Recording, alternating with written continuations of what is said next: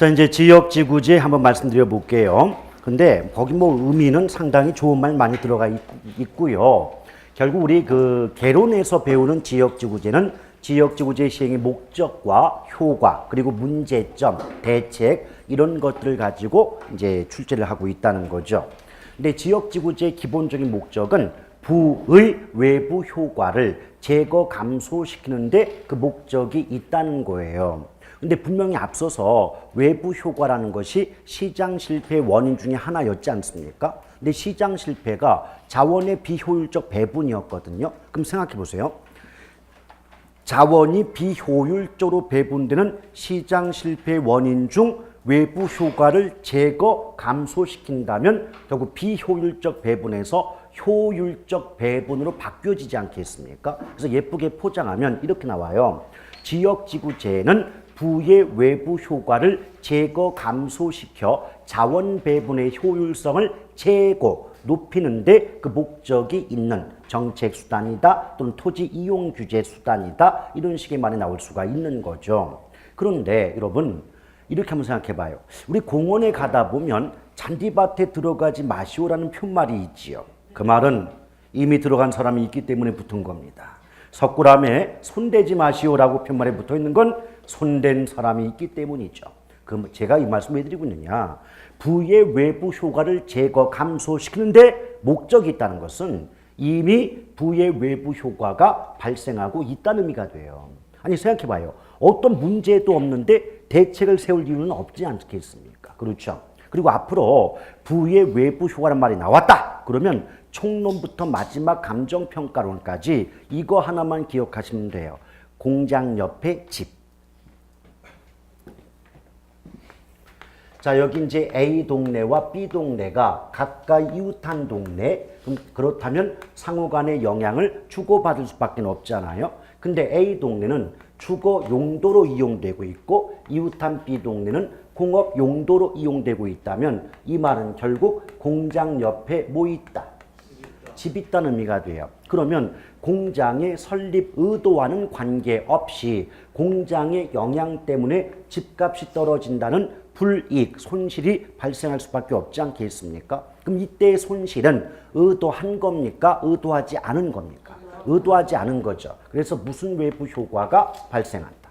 부의 외부 효과가 발생한다라고 말할 수 있겠죠. 이 경우에 정부가 시장에 개입해서 이 지역 전체를 주거 용도로만 사용하도록 지정해 주게 되면 주거 용도가 아닌 공장이란 시설은 더 이상 이곳에 위치할 수가 없겠죠. 그럼 다른 곳으로 공장이 이전될 수밖에 없는 거 아니겠습니까? 우리 개론에서는 이 공장의 이전을 부의 외부 효과가 제거된다라고 말하고 있다는 겁니다. 오케이?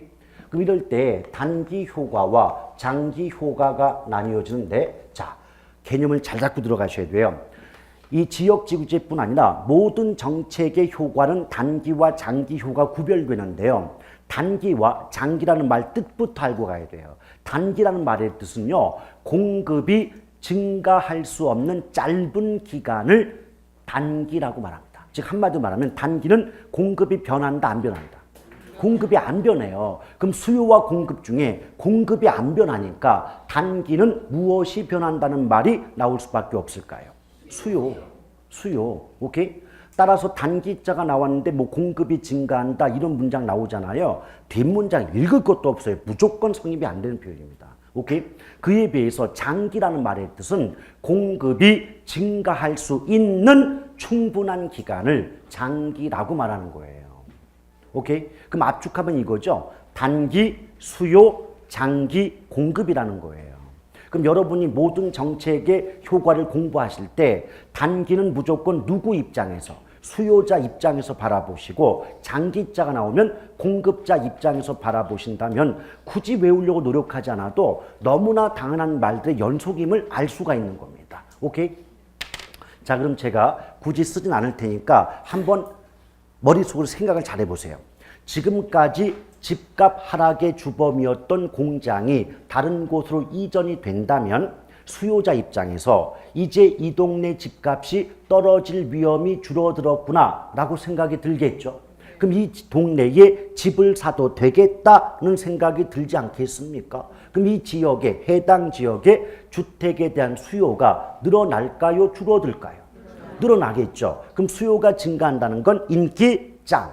그럼 너도 나도 주택을 사고자 하므로 그 주택의 가격은 오를까요? 내릴까요? 올라가겠죠. 단기 끝. 뭐 그게 당연한 말도 외웁니까 그러다가? 자, 그럼 장기는 누구 입장?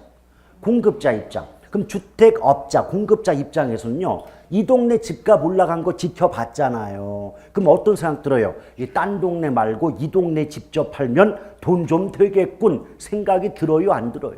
들겠죠. 그럼 이 지역의 주택 공급이 늘어요, 줄어요? 늘어요. 그럼 공급이 는다는 건 그 물건이 귀해진다, 흔해진다? 흔해진다. 그럼 단기에 올라갔던 집값이 장기적으로 다른 조건의 변화가 없다면 가격이 올라가요, 내려가요? 장기 효과 끝. 물론 이제 나중에 기본이나 심화 수업 거칠 때 조금씩 살이 더 붙겠지만 토대는 이와 똑같습니다. 그럼 여러분 지금 장기 단기 효과 들어보셨을 때 이게 굳이 꼭 외워야 될 만한 내용입니까? 아니잖아요. 그게 헷갈릴 만한 내용이겠습니까? 아니지 않습니까? 오케이? 왜? 개념을 못 잡고 그냥 단기는 뭐 장기는 뭐 외우려고 하다 보니까 안 되는 거예요, 이게. 단기는 누구 입장에서? 수요자 입장에서. 장기는 공급자 입장에서 여러분의 상식의 바탕을 두고 생각을 하시단 말이에요. 생각을 하는 과목을 외워버리니까 노력에도 불구하고 점수가 안 나오는 겁니다. 아시겠죠? 그럼 지역 주제 끝났어요. 그 다음에 뒷장을 넘겨보시면 이 문제점 같은 거는 나중에 본 수업 때 해요. 그러니까 지금은 토대만 잡고 넘어가시면 돼요. 그 다음에 2번에 제목이 토지은행 또는 뭐 토지 비축제도다 이런 말 나오잖아요. 한 가지 여쭤볼게요. 여러분들이 보통 은행에 돈을 예금하실 때 그 예금한 돈은 지금 쓸 돈인가요? 나중에 쓸 돈인가요? 맞아요. 그럼 토지 은행 그러면 이게 돈이 아니고 땅이죠. 그럼 이 땅도 지금 쓸 땅인가요? 나중에 쓸 땅인가요? 그렇습니다. 그래서 토지 은행 제도는요. 공공이 이때 공공이란 말은 토지주택공사 들어보셨죠? 얘네들이 요 사업 시행 주체거든요. 따라서 토지주택공사라는 공공이 지금 쓸 땅 말고 앞으로 나중에 쓸 땅을 사전에 미리 대량으로 매입해서 비축 가지고 있다가 앞으로 땅이 필요한 사람들에게 그 비축한 땅을 매각 팔아먹거나 임대 빌려주는 제도를 뭐라 그래요? 토지은행 또는 비축제도다라고 말할 수 있는 거죠. 오케이? 그럼 이 개념을 잡으셨다면 제가 조금 예쁜 문장으로 한번 바꿔볼게요. 항상 예쁘게 포장한다면 좀 긴장들 하시지 않습니까? 근데 그게요, 계속 들어야 돼요. 계속 들어보시면 나중에는 원래 그런 문장인가 보다 하고 푸시는데 그걸 안 듣고 나중에 문제 풀 때 그런 문장들 보시지 않습니까? 그때 가서 멘붕 와요. 멘붕 와가지고 되게 어렵게 되는 말이에요. 문제가 안 풀리거든요. 그러니까 매는 처음부터 맞는 게 낫습니다. 자, 한번 들어보세요. 토지은행 제도란 공공이 장래의 토지 수요에 대비하여 사전에 대량으로 토지를 매입 비축한 후 장래의 토지 수요자에게 비축한 토지를 매각, 분양 또는 임대 대여해 주는 제도를 말한다 라고 등장하거든요. 그런데 우리가 쉽게 알아들었던 말이나 지금 포장된 표현이나 거기서 거기 스피 세임 아닙니까? 그렇죠. 자, 그런데 이 의미를 정확히 여러분이 파악하셨다면 장점, 단점을 따로 외울 게 없다는 거죠. 왜? 그 의미로부터 장점과 단점이 모두 파생이 됩니다. 근데 오늘 기초니까요. 다 안 하고 몇 가지만 뽑아서 한번 말씀드려 볼게요. 여러분, 땅값이라고 하는 것은요. 시간이 지나갈수록 올라가면 올라갔지 내려가는 경우는 거의 없죠. 근데 그 내려가는 땅을 잘못 샀다면 우리는 사기를 당했다라고 말을 합니다. 자, 어찌됐든 간에 만약에 내가 5년 후에 사용할 땅을 5년 전 현재 미리 매입을 한다면 사전에 매입하는 건 맞지요. 근데 땅값은 상식적으로 올라간단 말이에요. 그럼 5년 후에 그 땅을 사려면 평당 50만 원이 되는데 5년 전에 미리 그 땅을 사놓게 되면 평당 20이면 매입이 가능하다는 거예요. 오케이? 이때 그 평당 20에 땅을 매입해서 가지고 있던 토지주택공사가 5년 후에 평당 10만 원 붙여서 30에 팔아먹는다 할지라도 그 땅을 사는 사람 입장에선 어차피 50 줄 거 훨씬 싼 값에 살 수가 있는 셈 아닙니까? understand? 잠깐 빼고. 그 다음에 대량의 토지를 한꺼번에 매입해 놓고 있다 보니까 땅이 필요한 사람들이 제가 12월 24일까지 뭐 한 100만 평 필요합니다 라고 요구할 때 대량의 토지를 사전에 비축해 놓았으니까 그래 내가 그날까지 네가 원하는 만큼의 토지 공급해 줄게 할 수 있는 거 아니겠습니까? 그래요 안 그래요? 그렇죠. 그럼 요 부분을 예쁘게 포장하면 토지 비축 또는 은행 제도를 시행함으로써 상대방이 원하는 적절한 시기에 대량의 토지를 보다 저렴하게 공급할 수 있다. 장점이잖아요. 오케이? 근데 이게 거꾸로 단점이에요. 무슨 말이냐? 내가 5년 후에 팔아먹을 땅을 5년 전에 미리 매입을 한다면 유식한 말로 매입 시점은 5년 전 현재, 매각 시점은 5년 후 미래가 되겠죠. 그럼 그 땅을 사서 팔아먹을 때까지 5년이라는 시차가 발생할 것이고 그 5년의 기간 동안은 정부를 비롯한 공공이 그 토지를 관리해 줄 필요가 있게 되지 않습니까? 근데 만약 그 토지 관리가 소홀히 이루어진다면 없는 분들, 소득이 낮은 분들, 저소득층의 불법 무단 점유의 문제가 발생할 수 있다는 거죠. 우리 현실적으로도요. 국유지다, 시유지다, 공유지다 이런 것들 편말 없으면 무슨 쓰레기장인 줄 알아요. 관리가 잘 안 되니까. 그러면 바깥쪽에서 보이지 않는 곳에 소득이 낮은 분들이 몰래 들어와서 대충 집 짓고 사는 문제 발생하지 않습니까? 이걸 예쁘게 포장하면 저소득층에 의한 불법 무단 점유의 문제가 발생할 수 있다. 근데 그분들 법률적으로 아무런 권리나 권원이 없다 할지라도 나중에 내보낼 때는 어때요? 굉장히 시끄럽죠? 뭐 생존권 보장하라, 정주권 보장하라 해서 최소한 아파트 분양권 정도는 좀 드려야 그분들 뭐 시위 풀고 가지 않습니까? 굉장히 힘들어진다는 거예요. 오케이? 왜요? 당해본 적이 있어요? 굉장히 이러시는데. 그렇습니다. 근데 이런 것들이 장점, 단점인데 굳이 배울 게 없잖아요. 이러니까 이런 장점, 이럴 수가 있으니까 이렇게 단점 나올 수 있지 않느냐. 연결되는 거예요, 전부 다. 오케이? 하나 더 해볼까요? 자, 지금 분명히 사전에 대량의 토지를 미리 매입 비축하는 제도가 토지은행 제도 맞죠? 그렇다면 장기적인 토지 이용 또는 개발 계획을 수립할 수 있지 않을까요? 그렇죠. 미리 사놨으니까. 그렇다면 개인들에 의한 무질서하고 불규칙적인 토지 개발, 이름하여 난개발을 막을 수 있지 않을까요? 그 난개발을 영어로 스프롤 그래요. 그러니까 스프롤을 방지할 수 있다는 게 또한 토지은행 제도의 장점 아니겠는가? 맞습니까? 오케이? 근데 단점 중에 또 하나가 뭐냐? 여러분, 아무리 나중에 그 땅을 살 때보다는 미리 사놓게 되면 보다 싼 값에 매입할 수는 있겠지만 워낙 대량의 토지를 한꺼번에 매입하려다 보면 토지 매입 비용에 대한 부담이 클까요? 작을까요? 크겠죠. 단점. 오케이? 뭐 장점, 단점을 의미를 따로 외워가지고 그걸 외우고 있어요 도대체. 의미를 정확하면 장점, 단점이 자연스럽게 도출됩니다. 아시겠죠? 생각들을 하세요. 여러분 충분히 그런 능력들이 갖고 계신데 능력을 발휘를 안 해요. 처음부터 그냥 외우려고 작정하니까. 여러분 6개 과목 중에 그래도 한 과목은 외우지 않고도 맞추는 과목이 있어야 좀 학업 부담이 덜하지 않겠습니까? Understand? 자, 요새 조금씩 또 이제 이 답변의 정도가 좀 약해지고 있습니다. 답변만 잘하시면 아무런 문제가 없어요. 제가 여러분 맞춘다는 것을 원하지 않습니다. 답만 잘 해주세요. 자, 이제 오른쪽에 보면 주택정책 나오죠? 그래서 아파트 분양가격 규제와 자율화가 나왔는데 이게 웃겨요. 지금까지 아파트 규제, 뭐 분양가 규제, 분양가 자율화 이거 거의 나오지 않았던 문제거든요. 근데 이번 27회 문제 때 갑자기 나오는 바람에 근데 문제는 이 개론적 내용이 아니에요. 공법적 내용이거든요. 여러분 혹시 도시형 생활주택 아세요? 들어본 적은 있잖아요. 그렇죠? 그 도시형 생활주택의 규모라든지 성격은 주택법이에요, 주택법. 이게 공법이라고요. 그걸 우리 보기 속에 다 집어넣고 맞춰봐. 이랬단 말이에요.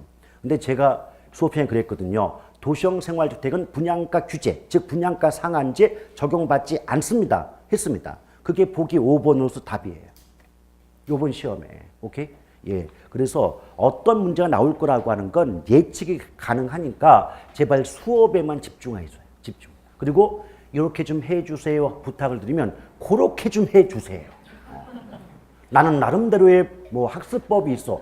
나름대로 학습하시려면 학원을 왜 옵니까? 이 앞에서 하는 사람이 나름대로 전문가라고 밥 벌어먹고 살고 있는데 그 사람들 말을 들어주세요. 그러면 여러분들 좋으라고 무슨 말씀이지 뭐 여러분들 합격하면 뭐 저한테 뭐 수당 나옵니까? 안 나와요. 그런 거 없어요. 다만 선생으로서 보다 많은 한 분이라도 더 많이 합격하시면 그게 보람인 겁니다. 그렇죠? 그러니까 한 분이라도 더 합격하시라고 좋은 말씀 드리고 있는 거니까 괜히 그럴 때 서운하게 생각하지 마시고 따라와 주세요. 예. 자, 그런데 여러분 이게 뭐냐면 아파트고 나발이고 분양가고 나발이고 가를 규제한다는 건 가격을 규제한다는 거예요. 오케이? 근데 여러분 우리 경제론 배웠잖아요. 경제론에서는요. 어떤 물건의 가격은 그 물건의 수요 공급에 의해서 시장에서 결정되는 거예요. 근데 시장에서 수요 공급에 의해 결정되는 가격을 누가? 정부가 개입해서 상한선을 설정해 놓고 이 이상 받으면 죽는다라고 하는 게 가격 규제거든요. 오케이?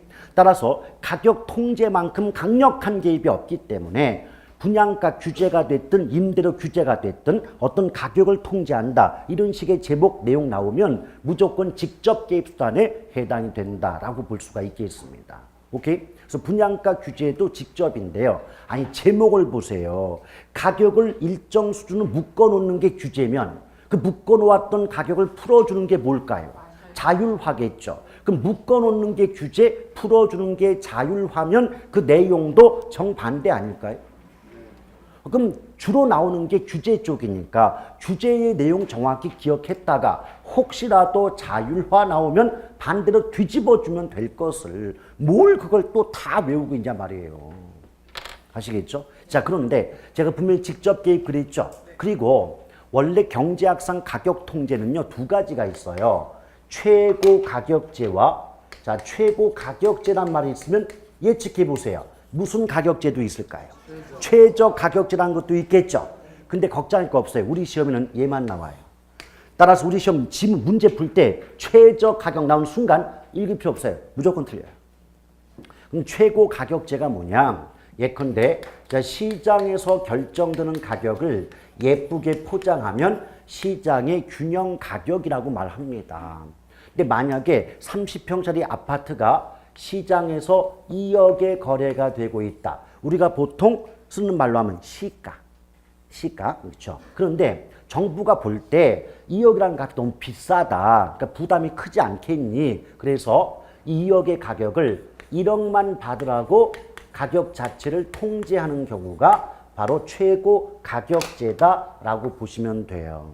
이걸 예쁘게 포장하면 최고 가격제란 시장에서 결정되는 균형 가격보다 낮은 수준으로 가격을 통제하는 제도 또는 경우를 말한다라고 등장할 수가 있어요. 근데 이 말 자체를 이해를 하시면서도 어디서 의문점이 생기냐면 분명히 그럼 원래 시가보다 낮게 통제한다면 우리가 생각할 때는 낮을 저자를 써야지 왜 높을 고자를 써주느냐 여기서 의문이 들 수 있거든요. 근데 생각해 보세요. 지금 공급자, 주택 공급자에게 정부가 얼마까지만 받으라고 한 거예요. 1억까지만 받으라고 통제한 거죠. 그럼 주택 공급자 입장에선 1억이 받을 수 있는 최고한의 가격 아닙니까? 그런 관점에서 최고 가격제 이렇게 말하고 있는 거죠. 오케이? 따라서 분양가 규제 또는 뭐 최고 가격제 나오면 목적 자체가 없는 사람들 위해 주는 거기 때문에 저소득층의 주거 안정에 기여하고자 하기 위해선 당연히 시장에서 결정되는 가격보다 낮은 수준으로 가격을 통제해야 될 것이고 그때 상한선 자체는 바로 뭐다? 공급자가 받을 수 있는 최고한의 가격으로서 최고 가격제라고 볼 수가 있는 거죠. 오케이? 그럼 보세요. 자, 그러면 이 분양가 규제 정책을 수행하는 경우에 지금 분양가가 떨어진 셈 아닙니까? 여기부터 단기, 장기 효과가 출발하는 거죠. 근데 아까 뭐라 해서 단기는 누구 입장? 수요자. 장기는 공급자 입장 그랬죠. 그럼 여러분이 아파트를 분양받고자 하는 수요자 입장에서 2억을 주어야만 구입이 가능했던 아파트를 그 절반 값인 1억에 구입할 수 있다면 아파트 또는 신규 주택에 대한 수요가 늘어날까요? 줄어들까요? 주택 수요 증가하죠. 단기 끝. 이게 단기 끝이요. 그럼 장기는 누구 입장? 공급자. 그럼 아파트 건설 업체 입장에선 2억을 받아야 수지가 맞는데 1억만 받으라고 통제가 되면 수익성이 개선되어 악화돼요. 악화되겠죠. 그럼 주택 공급을 늘릴까요? 줄일까요? 줄여요. 그럼 아파트의 질적 수준이 올라가요? 떨어져요? 떨어지겠죠. 오케이? 그럼 여기까지 끊으면 어떤 문제가 발생하냐면 분명히 정부 입장에서는 아파트 분양가를 시가보다 낮춰줌으로써 소득이 낮은 계층의 내 집 마련의 기회를 보장해주고 싶었던 거죠. 근데 단기에는 어느 정도 효과가 있는 듯 보였는데 장기로 가면 주택 공급이 감소한다는 건 새 집을 구해보기가 어렵다는 거예요. 새 집 구하기가 어려워요. 더군다나 어떤 문제가 발생하냐면 2억짜리를 1억에 살 수 있다면 저 같아도 두 채 살 겁니다. 두 채 사서 한 채는 내가 직접 거주하고 나머지 한 채는 짧은 기간 내에 되팔아서 물론 양도소득세를 무겁게 부과된다 할지라도 웬만한 분들의 연봉소득만큼의 차액은 얻을 수가 있지 않겠습니까? 이런 경우를 뭐라 그래요? 투기다 그래요. 투기다. 오케이? 그래서 어떤 말이 나오냐면 분양가 규제 시 장기적으로는 시가와 분양가의 차액을 노린 투기적 수요가 급증하는 문제가 발생한다. 이렇게 말이 나올 수가 있는 거죠. 오케이? 그 분양가 규제의 전부예요. 물론 나중에 본 수업 들어가면 조금 살을 붙이지만 살 붙일 게 많지는 않습니다. 그건 정부가 깜짝 놀란 거죠. 이거 나오라는 효과는 없고 부작용이 발생하니까 그럼 어떡하겠어요? 풀어주겠죠. 이제부터는 니들 알아서 받아 한단 말이에요. 그럼 여러분이 아파트 건설 업체 입장을 하면 알아서 받으라고 하면 계속 1억 받을래요? 2억 받을래요? 그럼 분양가 인상되죠? 거기부터 효과 출발. 그럼 단기는 누구 입장? 수요자 입장. 수요자 입장에서 1억 주면 살 수 있었던 아파트를 그 2배인 2억을 줘야 살 수 있어요. 그럼 수요 증가 감소. 감소. 끝. 장기 누구 입장? 공급자. 이제 2억을 받을 수 있어요. 수익성 개선 악화. 건설 업체 입장에서 수익성 개선되죠? 그럼 주택 공급 늘림 줄임.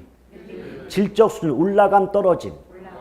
올라감. 이 말은 뭐냐면 없는 분들 입장에선 신규 주택 공급이 증가하겠지만 그러나 집값이 올라간 상황이니까 새 집을 구입하기가 쉽지 않다는 거예요. 근데 한 가지 좋은 점이 있다면 분양가가 올라가 버리면 시가와의 차이가 거의 없기 때문에 투기적 수요는 감소한다. 이런 말이 나올 수가 있는 거죠. 오케이? 근데 앞뒤를 계속 돌려보잖아요. 그럼 반대예요, 그냥. 반대예요. 둘 다 할 필요가 없는 겁니다. Understand? 자, 그 다음 넘기시죠. 그리고 아파트 선분양, 후분양. 이것도 한 번도 안 물어봤던 걸 요번 27회 때 물어봤거든요. 근데 이거 상식이에요. 자, 아파트 필요 없고 선분양이 뭐예요? 그렇죠. 그러니까 주택 완공 이전에 미리 분양하는 게 선분양 맞죠? 그럼 뒤집어서 집을 다 짓고 나서 분양하는 게 후분양 맞죠? 그럼 선의 반대가 후니까 내용도 반대겠네요. 오케이? 그럼 몇 가지만 가볍게 말씀드리고 넘어가죠. 여러분 아파트 선분양하면 주택 공급자, 건설업체 입장에선 건축에 필요한 자금을 미리 분양을 함으로써 땡겨받은 분양대금으로 충당할 수 있잖아요. 오케이? 그럼 어때요? 공급자 입장에서 건축에 필요한 자금 확보가 쉽다, 어렵다? 쉽다. 그럼 공급자 중심, 수요자 중심. 그래서 공급자 중심의 분양 제도를 선분양 그래요. 오케이? 또 반면에 이게 주택이 완공하기 이전에 미리 분양을 받았으니까 만약 아파트를 때까지 5년의 시간이 걸린다면 그 5년 동안 수요자 또는 소비자는 밤잠 못 잡니다. 왜? 이미 돈은 다 냈는데 그 중간에 건설업체나 어떤 시공사, 시행사가 파산, 부도의 위험 있잖아요. 그럼 잘못해서 내가 피땀 흘려 번 돈 다 쪽박 찰 수도 있는 거 아니겠습니까? 오케이? 그러면 어떤 그 분양주택 또는 주택개발사업과 관련된 위험이 공급자로부터 수요자에게 넘어간 셈 아니에요? 오케이? 이런 식의 표현. 그리고 한 가지 좋은 점이 있다면 이게 완공할 때까지 시간이 오래 남아 있으니까 우리 보통 아파트 보면은 뭐 계약금, 중도금, 잔금 그러잖아요. 그럼 잔금을 완납할 때까지 시간적 여유가 있지요. 그래서 어떻게 말하냐면 아파트 선분양 시 주택 수요자 입장에서는 일시에 목돈을 마련해야 될 부담이 완화된다. 말할 수 있죠. 한꺼번에 돈 안 내도 되잖아요. 시간이 오래 남아있으니까. 오케이? 그런 몇 가지들. 근데 이걸 꼭 배워야 합니까? 여러분의 상식으로 충분히 알 수 있죠. 왜? 가장 중요한 건 우리 시험은 주관식이 아니에요. 객관식이에요. 그 문장 나온 거 보고 미리 분양 받았으니까 이럴 수 있겠네. 이것만 해석하면 다 맞출 수 있는 문제가지고. 아시겠죠? 그러니까 제가 아까 말씀드린 것처럼 몰라서 틀리는 게 아니라 모르는 문제를 붙잡고 있다가 시간이 부족해서 아무나 막 찍어버린단 말이에요. 그러면 안 돼요. 그럼 그거의 반대가 후분양이겠죠? 생략. 그 다음 오른쪽에 임대주택 정책. 이 부분은 그 중요성을 아무리 강조해도 지나침이 없죠.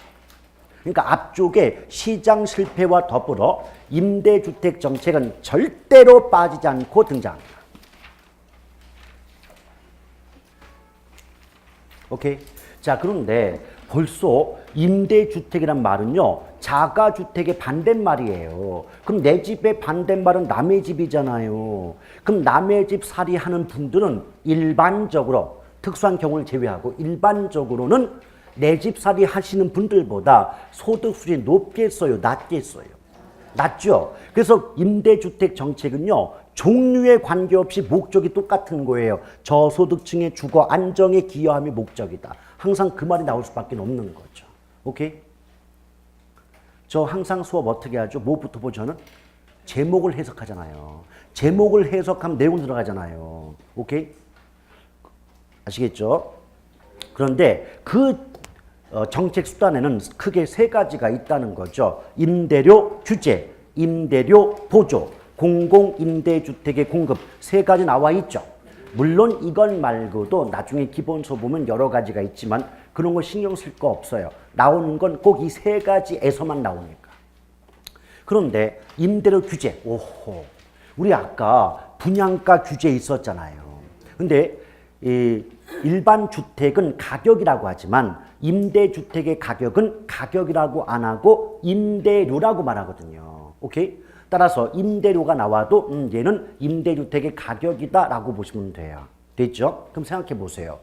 분명히 분양가 규제 배울 때 가격을 통제하는 것은 강력한 개입이기 때문에 직접 개입이고 성격상 원래 시장에서 결정되는 가격보다 낮은 수준으로 가격을 통제하므로 최고 가격제에 해당한다고 했던 거 기억나십니까? 똑같단 말이에요. 임대료 규제도. 대상이 임대주택으로 바뀌었을 뿐이죠. 오케이? 따라서 임대료 규제도 직접 개입이고 또한 시장에서 결정되는 임대료 수준보다 낮은 수준으로 임대료를 통제하는 제도가 바로 뭐다? 임대료 규제다. 예컨대 시장에서 월세, 임대료가 쉽게 말하면 월세잖아요. 월세가 30일 때 정부가 이거 너무 부담 크다. 20만 받아! 라고 하는 제도가 임대료 규제가 되는 거죠. 오케이? 근데 분양가 규제든 임대료 규제든 가격 통제 정책이 효과가 나오려면 시장에서 결정되는 가격이나 임대료보다 낮은 수준으로 가격이나 임대료가 통제가 돼야 효과가 나오지 그것보다 높게 통제가 되면 아무런 효과가 있을까요? 없을까요? 없는 거예요. 오케이? 자, 그러면 어차피 똑같아요. 자, 단기는 누구? 수요자. 장기는 근데 임대주택의 수요자를 세 글자로 줄이면 임차인. 우리가 하는 말로 바꾸면 세입자가 될 거 아니겠습니까? 오케이? 그럼 여러분이 세입자 입장에서 본다면 원래 내 주머니에서 30이 나가야 되는데 20만 나가도 된다. 그럼 임대료 부담이 줄어들었다. 결국은 실질적으로는 임대료가 인하된 셈 아닙니까? 월세가 싸진 셈 아닙니까? 거기부터 효과 출발. 그럼 단기는 누구 입장? 그럼 수요자 입장에서는 월세 부담이 줄었으니까 때는 이때다 싶으니 임대주택의 수요가 증가 감소. 끝. 자, 장기. 누구 입장? 공급자. 그럼 여러분이 임대주택 업자 입장이라면 원래 월세로 30을 받아야 수지가 맞는데 20만 받으라고 하면 10 받음 안 받음? 10 받음. 그럼 임대주택 공급 늘린다 줄인다. 임대주택의 질적수는 올라간다 떨어진다. 그리고 임대주택에 대한 투자를 기피한다, 선호한다. 기피한다. 하나 더 추가한다면 임대주택이잖아요. 그럼 용도가 뭐예요? 주거용이잖아요. 근데 임대주택 업자가 어떻게 머리를 쓰냐면 이거 주거용으로 공급해봤자 별 재미 못 보는데 생각이 들겠죠. 그럼 주거 용도가 아닌 무슨 텔, 뭐 고시텔 이런 식으로 다른 용도로 바꿔서 공급하면 좀 돈이 될 수 있지 않을까 생각을 할까요, 안 할까요? 하겠죠. 이걸 용도 전환을 모색한다 그래요. 근데 만약 용도 전환을 모색한 결과 단 한 채의 임대주택만이라도 주거 용도가 아닌 다른 용도로 전환이 이루어진다면 임대주택의 전체적인 양은 늘어요, 줄어요? 줄겠죠. 자, 이 부분을 시험에 나오는 문장으로 예쁘게 포장하면 이렇게 나오지 않겠습니까? 임대료 규제 정책을 시행하는 경우 임대주택에 대한 용도 전환을 모색한 결과 임대주택의 총량은 감소하는 경향을 보인다. 맞죠? 여러분들은 기출을 다 맞추고 있잖아요, 지금. 아시겠어요? 그러니까 몰랐으는 게 아니니까요. 현장 가서 왜 모르는 걸 자꾸 이렇게 잡아가지고 하다 보니까 시간 부족 때문에 그래요, 시간 부족 때문에. 그리고 제가 전에 말씀 안 드렸습니까? 이게 연령대가 높아질수록 결코 순발력이 떨어지는 건 어쩔 수 없어요. 그건 자연의 섭리니까. 그럼 순발력이 떨어지는 분 입장에서 보자마자 OX 나오면 어떻게 해야 돼요? 남들 3번, 4번 읽을 때 10번 숨을 읽어야 돼요. 그래서 아예 문장 자체가 머릿속에 박혀 있을 때 보자마자 OX가 나올 수 있는 거 아닙니까? 아시겠어요? 그렇게 하셔야 돼요. 그리고 우리 젊은 세대 분들은 알아듣겠다고 교만하지 마시고 합격률은 그 밑대가 훨씬 높아요. 20대보다. 왜 20대 분들은 들으면 이게 금방 알아듣고요. 안 나가요. 그러니까 맨날 듣는 거 똑같거든요. 그래서 뭐 할 것도 없네 이러고 있어요. 그러고 있다가 안 하다 보면 또 백지가 됩니다. 그래서 시험 점수가 별로 높지가 않습니다. 그러니까 항상 공통적으로 노력을 얼마만큼 하냐에 따라 달라져요. 자, 그러면 임대료 규제 끝. 나중에는 살만 좀 붙이면 게임 아웃이에요. 이제 임대료 보조 나왔어요? 답변 또 없죠? 네. 그렇습니다. 답만 잘해주시면 돼요. 사람이 단순해가지고. 네. 자, 임대료 보조예요. 예. 근데 여러분 봐봐요. 이런 생각 안 들어요? 임대료 보조 다음에는 금자가 생략된 게 아닐까? 임대료 보조금.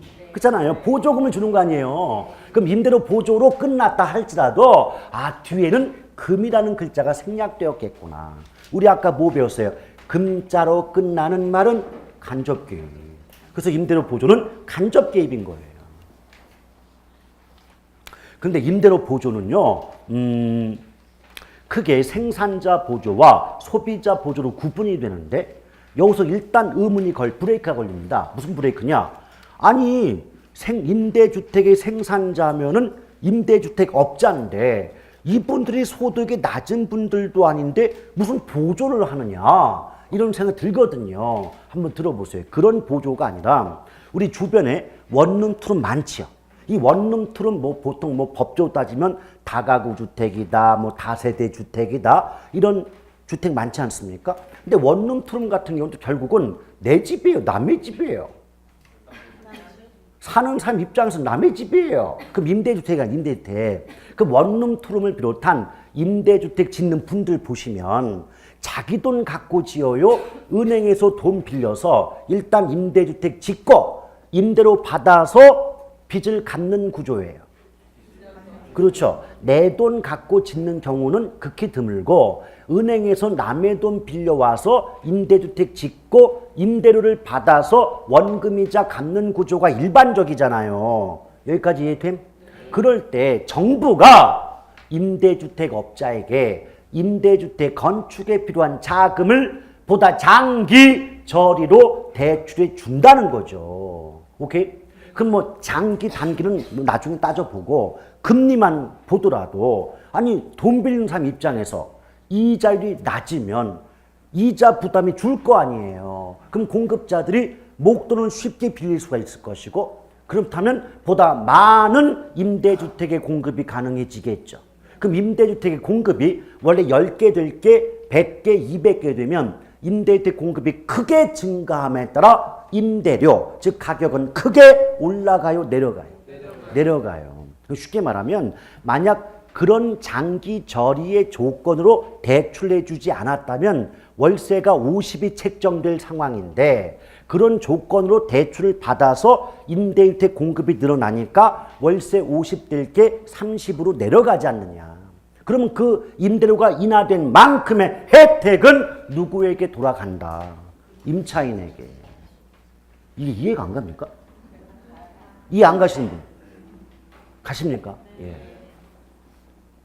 그럼 생산자 부조가 끝난 거예요.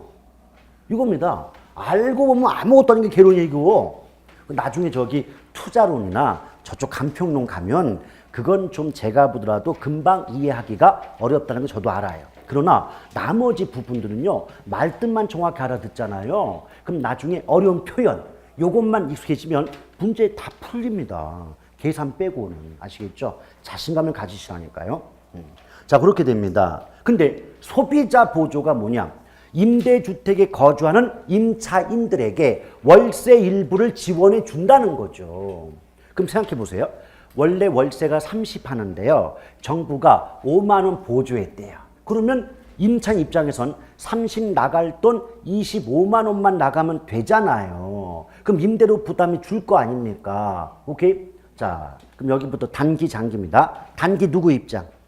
임차인, 수요자 입장. 그럼 임차인, 수요자 입장에선 월세 부담이 줄어드니까 임대주택의 수요가 증가, 감소?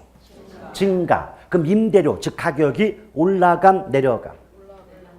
임대료 올라감. 이 규제 상황 아닙니다, 이거. 임대료 올라감. 그럼 임대료가 올라가면, 월세가 올라가면 집주인이 좋아요, 세입자가 좋아요? 집주인, 즉 임대인이 좋겠죠? 조심할 것. 임대료 보조 시 단기적 혜택은 임대인에게 돌아가요. 조심하셔야 돼요. 그런데 자, 장기는 누구 입장? 공급자. 그럼 임대주택 업자 입장에서 월세가 올라가네? 그 월세가 올라가는 만큼 임대 수익이 늘어나는 거죠. 그럼 공급자 입장에서는 때는 이때다. 좀 더 많은 임대 수익을 얻고자 임대주택 공급을 늘린다, 줄인다? 늘린다. 그럼 공급이 늘어나면 단기에 올라갔던 월세가 장기에는 더 올라간다, 내려간다. 그럼 보세요.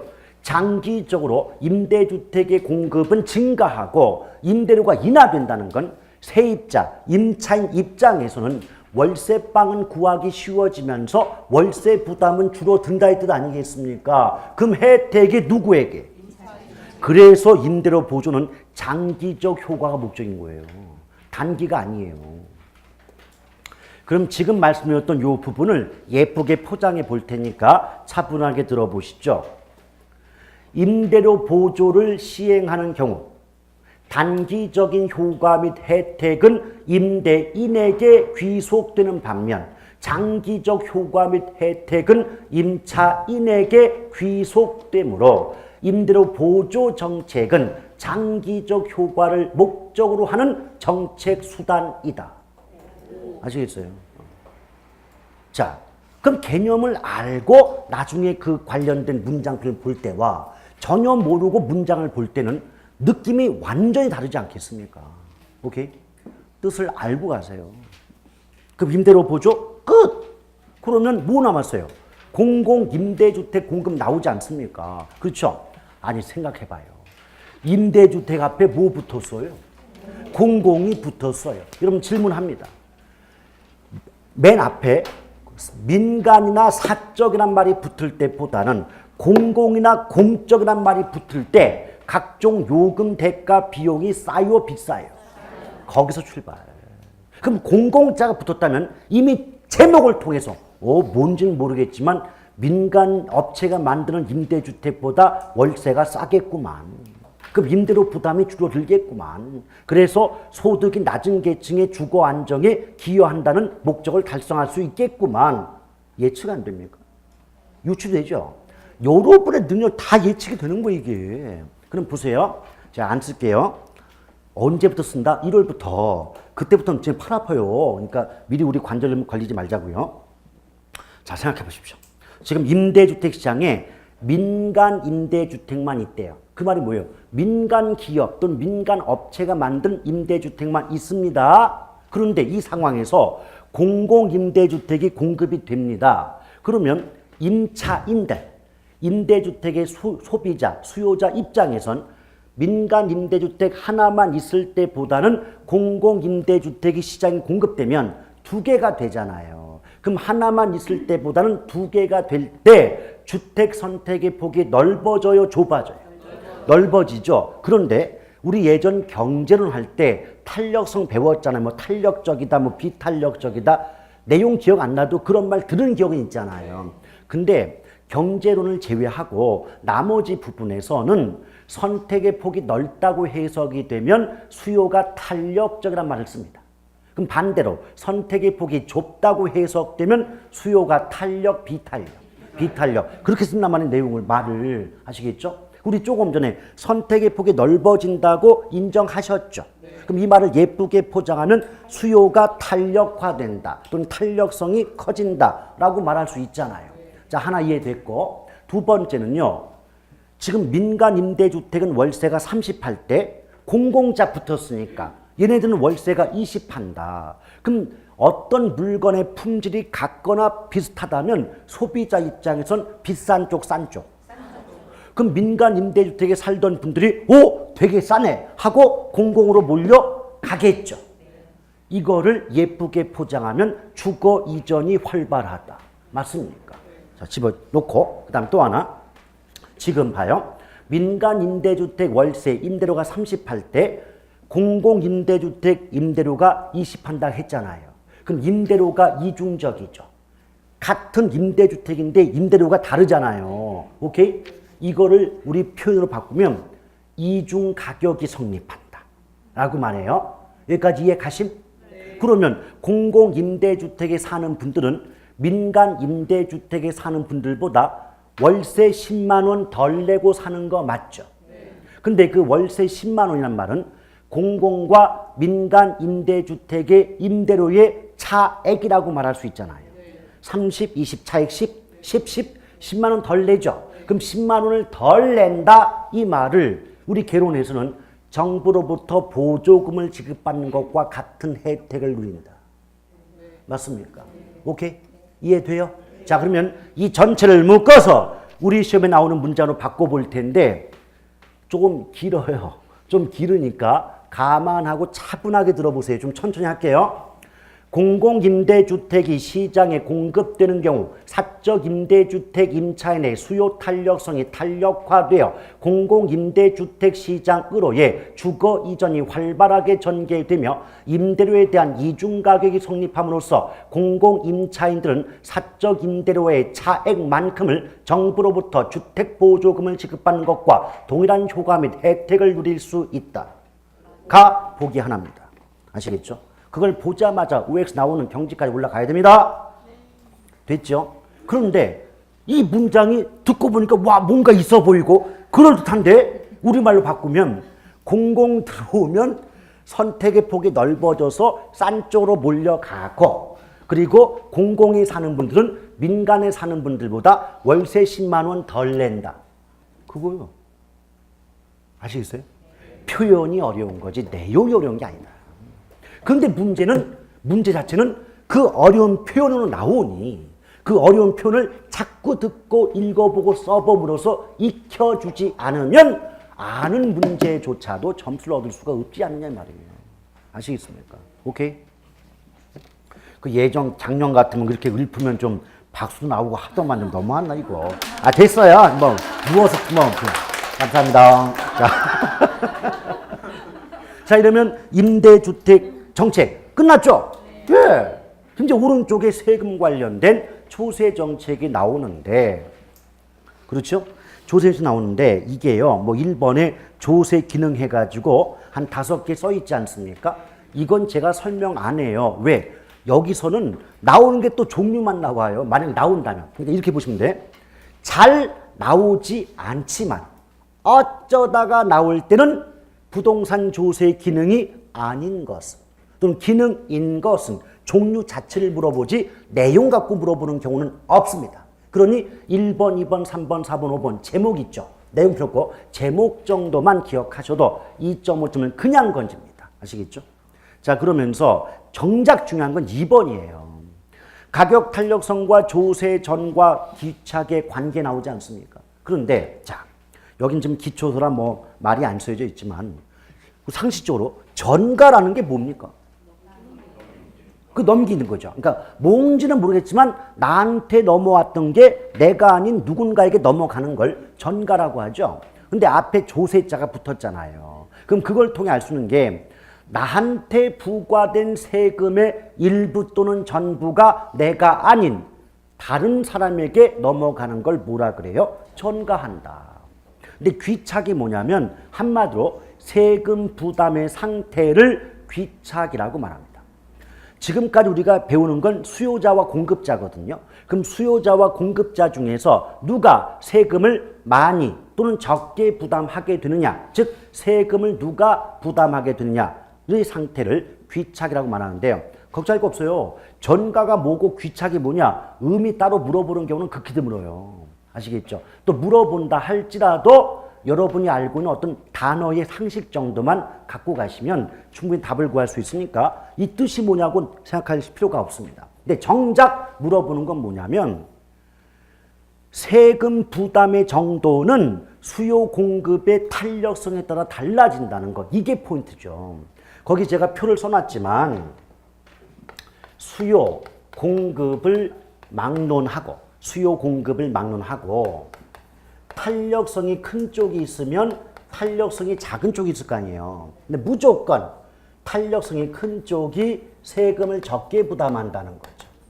반대로 탄력성이 작은 쪽이 세금을 많이 부담한다. 이게 포인트예요. 자, 문장 하나 만들어 볼게요.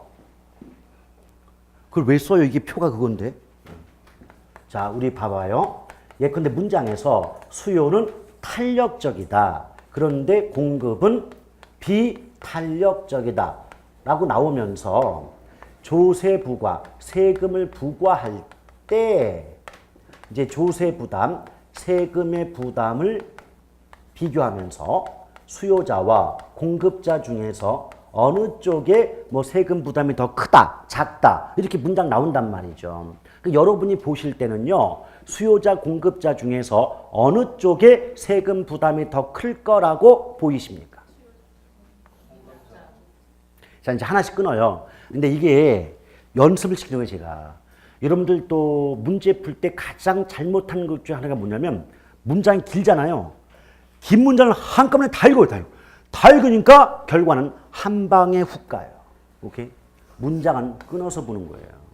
자, 일단 수요가 탄력 그랬어요. 그럼 위에서 수요 공급 막론하고 탄력성이 큰 쪽이 세금을 적게 부담한다 그랬잖아요. 근데 누가 탄력이에요?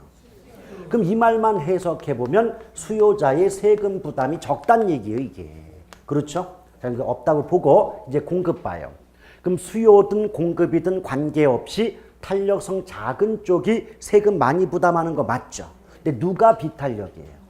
그럼 요것만 해석하면 공급자가 세금을 더 많이 부담한다고 해석이 되는 거 아니겠습니까? 오케이? 그럼 한쪽만 봐도 결국 결론은 다 나오는 거죠.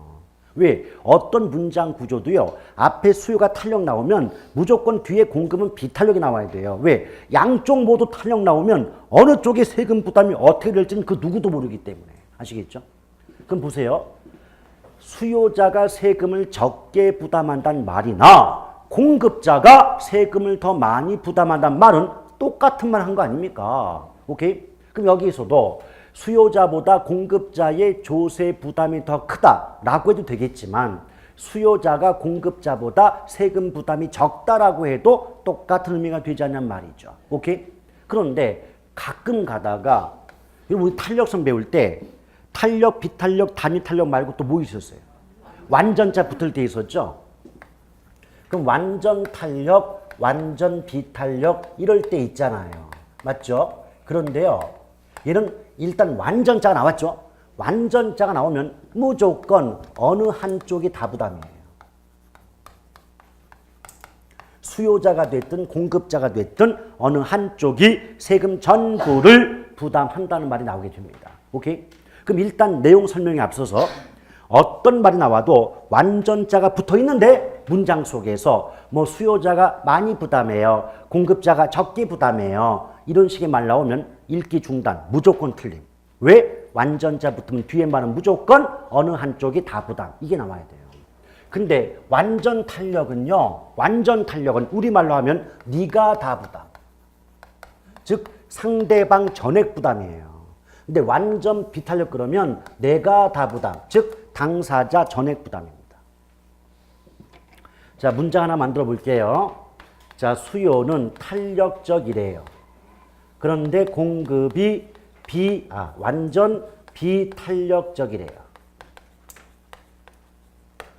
이럴 때는 이제 세금은 누가 부담한다. 이렇게 말이 나올 거 아니겠습니까? 그런데 일단 문장을 해석할 때 요령, 요것만 일단 먼저 비교해 봐봐요. 수요는 탄력이고 공급은 완전자 붙었잖아요. 그렇죠? 그럼 우리 생각으로는 완전자만 나왔으면 해석이 쉬울 텐데 앞에 탄력이 붙었으니 이걸 어쩐다? 라고 생각할 수 있지 않습니까? 이렇게 보시면 돼요. 완전자가 빠진 말과 완전자가 붙은 말이 충돌하면 완전히 힘이 세요. 오케이? 그럼 이럴 때는 얘는 신경 쓴다, 끈다. 완전자 붙은 쪽만 신경 쓰면 게임 끝납니다. 오케이? 그럼 완전자가 붙었으니까 한쪽이 다 부담한다 라고 나와야 되겠죠. 다 부담한다. 근데 완전 비탄력일 때는 내가 다 부담이죠. 그렇죠? 누가 완전 비탄력? 그럼 공급자가 내가 되잖아요. 그럼 그 다음 말은 세금 전액을 누가 공급자가 다 부담한다. 이렇게 말이 나오게 된다는 거죠. 오케이? 근데 공급자가 세금 전부를 부담하게 된다는 건 수요자는 세금 부담이 있다 없다. 그렇죠. 그럼 어떻게 돼요? 공급자가 조세 전액을 부담한다는 말이나 수요자의 조세 부담은 0이다는 말은 똑같은 말이죠. 이해하시겠습니까? 그렇게. 그러니까 하나만 기억해도 지금은 아주 좋은 성과 얻은 거죠. 완전자 붙은 말이 나오면 완전자 안 붙은 말은 신경 끈다. 완전만 보고 해석하는데 일단 완전자가 붙으면 어느 한쪽이 다 부담한다는 말이 나와야 되고 완전 비탄력 나오면 내가 다 부담, 완전 탄력이 나오면 네가 다 부담. 오케이? 만약 예컨대 여기서 공급이 완전 비탄력이 아니고 완전 탄력이었다. 그럼 네가 다 부담 아니에요. 그럼 누가 완전 탄력? 공급이. 그럼 공급 입장에서 너 상대방은 누구예요? 수요자죠. 그럼 수요자 전부 부담이 되는 거죠. 이해하시겠습니까? 이것도 한 서너 번 반복해 써보고 읽어보고 또 수업 반복해 들어보시면 나중에는 거의 너무나 당연한 말로 인식이 됩니다. 됐죠?